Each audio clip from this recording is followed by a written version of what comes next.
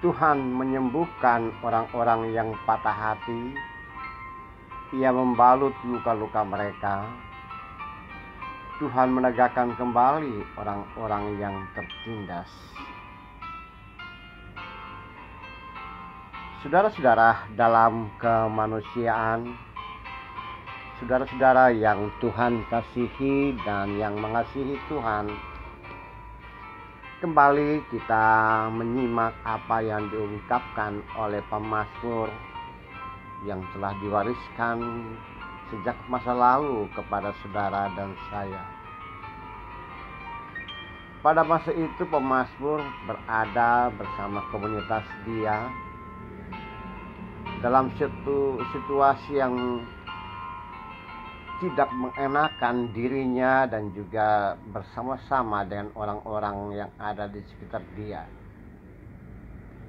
Latarnya adalah mereka dalam keadaan tertindas, tidak mampu berbuat apa-apa, bahkan mobilitas mereka pun juga sangat dibatasi. Mereka tidak bisa bergerak, aktualisasi diri mereka sangat terhambat.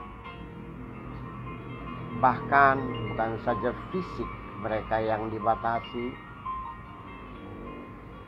hampir semuanya mengalami luka-luka batin, tertunduk dan malu. Mereka menyebut diri sebagai orang-orang yang patah hati, tertindas, kepalanya tertunduk. Dalam keadaan seperti itu muncul kesadaran bahwa ternyata Tuhan menolong mereka. Tuhan menyertai, Tuhan memimpin, dan Tuhan membuat mereka kokoh, kuat kembali. Sehingga mereka menyebut bahwa Tuhan menyembuhkan orang-orang yang patah hati, yang tertunduk dan malu. Saudara-saudara, pengalaman yang sama itu kita hantar ke dalam konteks kekinian kita. Bisa saja pengalaman yang sama itu kita ada atau terjadi pada konteks kekinian secara pribadi. Kita termasuk orang-orang yang luka patah hati karena ada banyak hal yang membuat kita kecewa.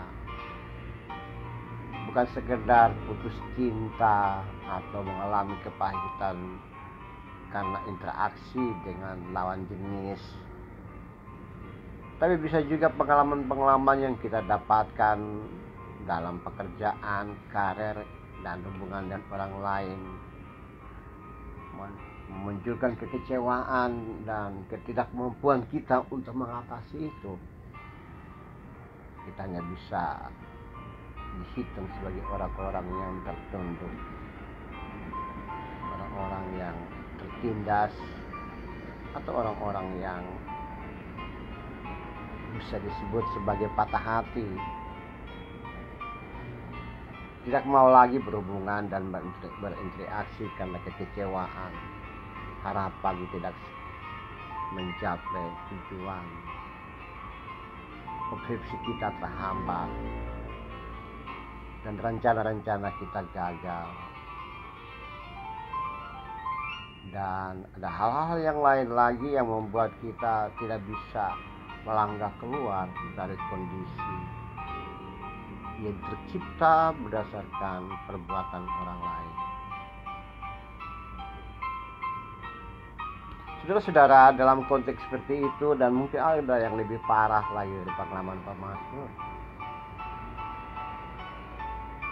tapi bagian teks suci yang diwariskan kepada kita sejak masa lalu ini mengungkapkan dengan jelas bahwa Tuhan menyembuhkan orang-orang yang patah hati. Tuhan menyembuhkan luka-luka batin yang terjadi dalam hidup dan kehidupan kita yang tidak pernah diobati oleh obat manapun di dunia. pengalaman hati, pengalaman jiwa, pengalaman diri yang menderita, yang tidak pernah diungkapkan tersebut. Kita hanya bisa bercerita kepada Tuhan, Tuhan, aku seperti ini, aku merana, tak berdaya, aku tidak bisa berbuat banyak.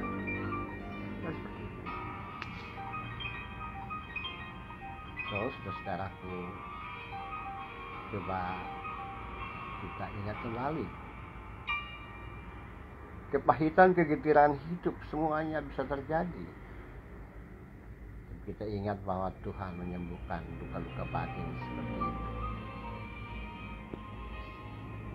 Tinggal kita berseru kepada Dia, Tuhan, inilah aku, inilah hatiku, inilah jiwaku, inilah cerita hidup dan kehidupanku. Aku sudah berusaha menemukan obat dari manusia dan dari banyak hal, tapi yang utama hanya ada dari Tuhan. Saya percaya bahwa kita bisa lakukan itu semua. Mari kita tunduk kepala. Tuhan, sembuhkan luka-luka batin saya. Ada keluhan dan ucapan dari dalam hati yang saya naikkan kepadamu ya Tuhan. Dan biarlah kesembuhan total dalam diri ini Tuhan lakukan. Saya terima karena Tuhan lakukan semuanya itu bagi saya. Amin.